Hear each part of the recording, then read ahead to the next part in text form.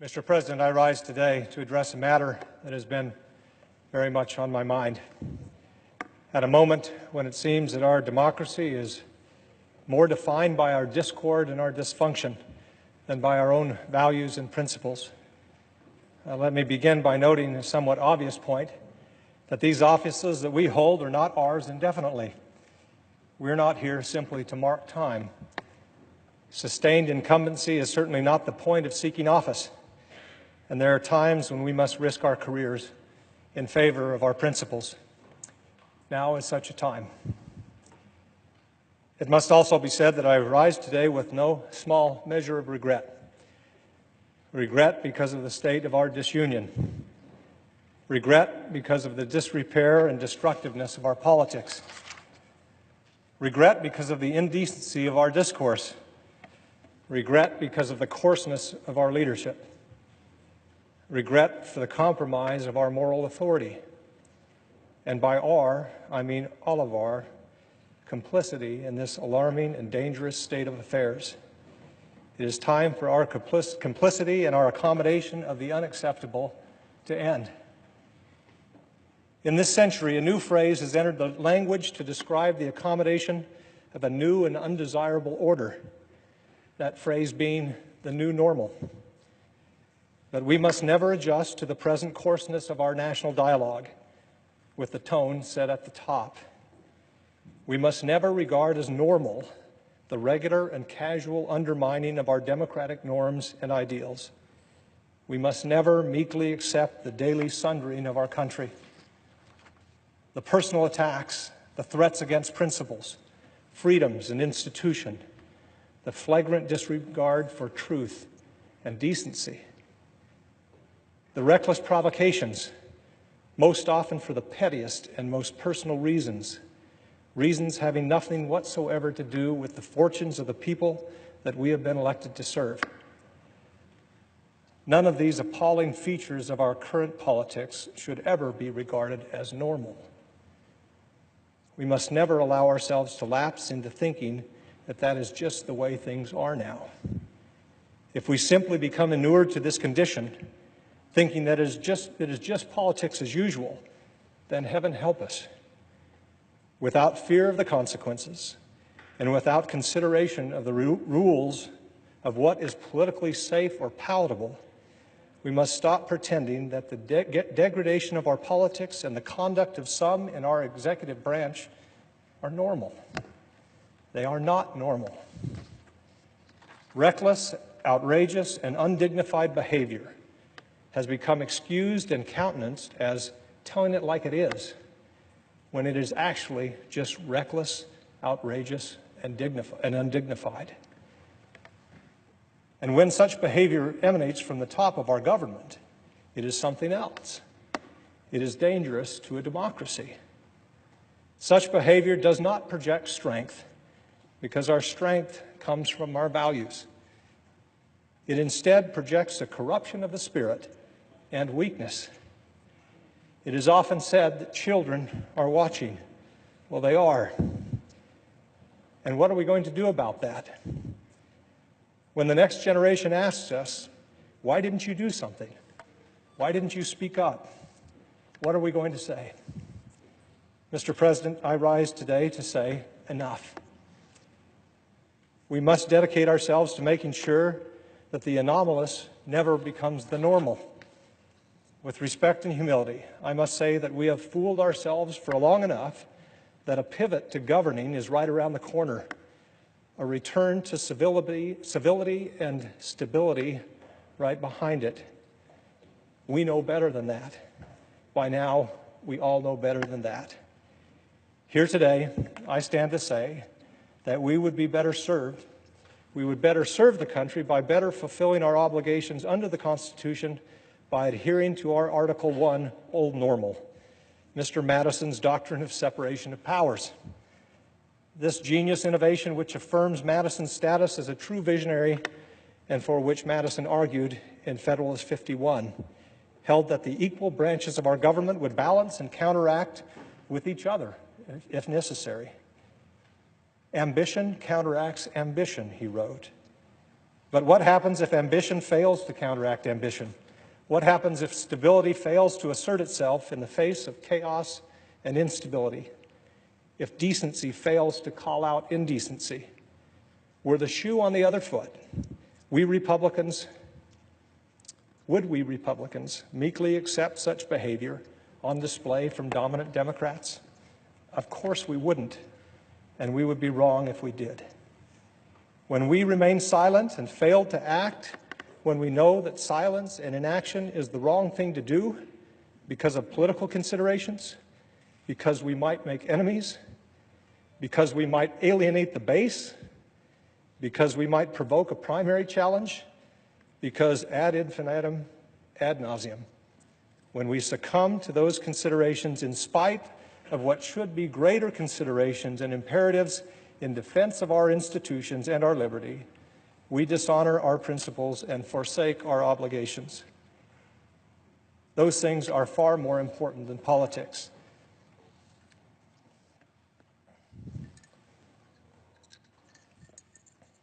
Now, I'm aware that more politically savvy people than I will caution against such talk. I'm aware that there is a segment of my party that believes that anything short of complete and unquestioning loyalty to a president who belongs to my party is unacceptable and suspect. If I have been critical, it is not because I relish criticizing the behavior of the President of the United States. If I have been critical, it is because I believe it is my obligation to do so, and as a matter and duty of conscience. The notion that one should stay silent and as the norms and values that keep America strong are undermined, and as the alliances and agreements that ensure the stability of the entire world are routinely threatened by the level of thought that goes into 140 characters. The notion that we should say or do nothing in the face of such mercurial behavior is ahistoric, and I believe profoundly misguided. A Republican president named Roosevelt had this to say about the president and a citizen's relationship to the office. Quote, "The president is merely the most important among a large number of public servants. He should be supported or opposed exactly to the degree which is warranted by his good conduct or bad conduct, his efficiency or inefficiency in rendering loyal, able, and disinterested service to the nation as a whole." He continued, "Therefore, it is absolutely necessary that there should be a full liberty to tell the truth about his acts, and this means that it is exactly as necessary to blame him when he does wrong as to praise him when he does right. Any other attitude in an American citizen is both base and servile."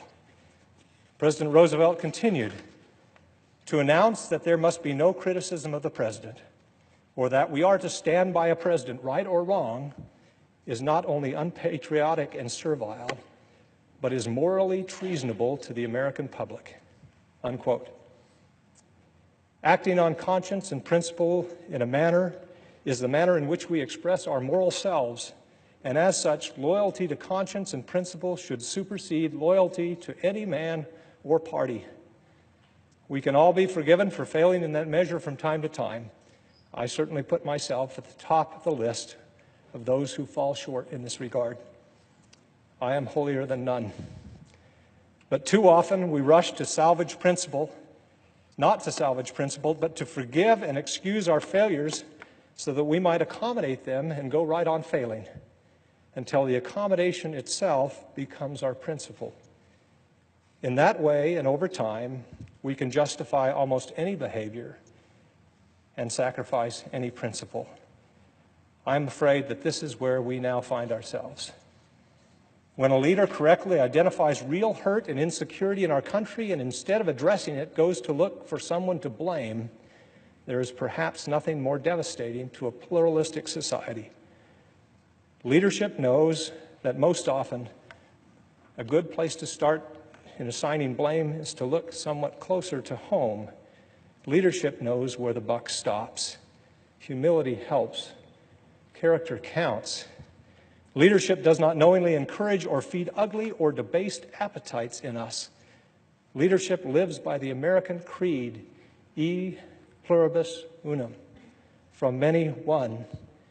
American leadership looks to the world and, just as Lincoln did, sees the family of man. Humanity is not a zero-sum game. When we have been at our most prosperous, we have been at our most principled. And when we do well, the rest of the world does well. These articles of civic faith have been critical to the American identity for as long as we have been alive. They are our birthright and our obligation. We must guard them jealously and pass them on for as long as the calendar has days. To betray them or to be unserious in their defense is a betrayal of the fundamental obligations of American leadership, and to behave as if they don't matter is simply not who we are. Now, the efficacy of American leadership around the globe has come into question. When the United States emerged from World War II, we contributed about half of the world's economic activity.